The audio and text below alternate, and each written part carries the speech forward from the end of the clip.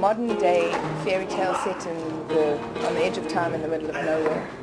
And it really does deal with a young deaf boy's coming of age and acceptance of his deafness as a cultural identity as opposed to a disability. It is a dark fairy tale, but we have couched it in a very broad physical comedy style in order for the themes that we do tackle of rejection and acceptance and cultural identity to be easy for the audience to digest and take on board and think about, and hopefully present as well an integrated view of these themes in South Africa.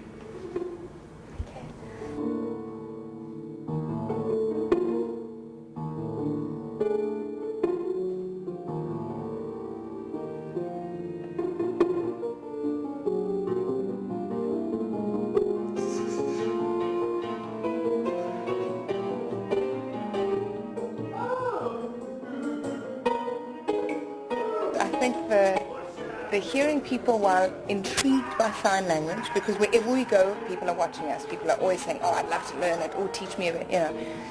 Still, I think the deaf the hearing are a little scared and nervous to cross through. They're not really sure how to, when they meet a deaf person, how to deal with them. And that, of course, bleeds into arts and culture. How do you incorporate a deaf person into your theatre company when what you want to do is make professional work? Yet, up until now, the deaf have had very little access to theatre training at a school's level, at even an extramural level at school. So you're dealing with a community perhaps you'd like to work with, but you struggle against linguistic barriers, as well as a vast skills difference. So I think that's maybe one of the reasons why you don't see more deaf and hearing companies working together.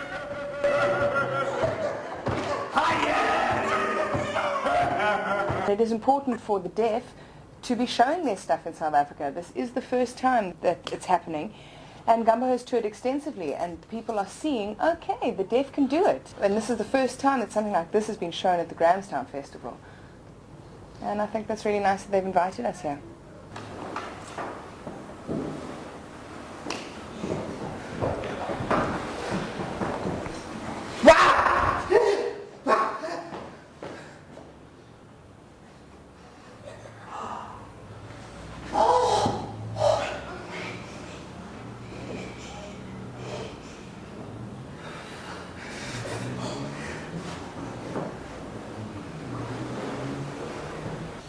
So, for example, Tanya would then interpret the story, sign it for us, and then with explanation we could understand what it was that was expected of us and how to go forward with it. We started, the way we would do it is playing a lot of games to really articulate our body and use our body as a means of expression to show the story. And sometimes even that was quite difficult. Even building a character, you really had to investigate your physicality to make a character. And slowly, with a lot of practice and work, then we would all find our characters, and we'd find the right physicality for the different people that we were portraying.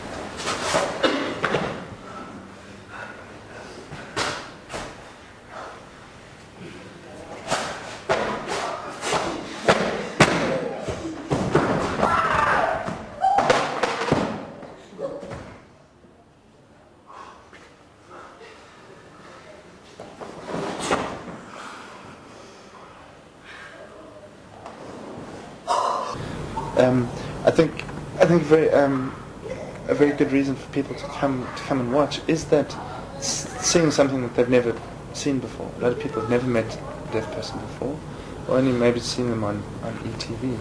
So it's a chance to really celebrate a culture, meet a different culture, and realize that it's not that difficult really. You just need to spend a bit of time in someone's company, and you will find a way to communicate. So it's that very strong positive message for all of us South Africans, couched in a very entertaining and accessible fairy story.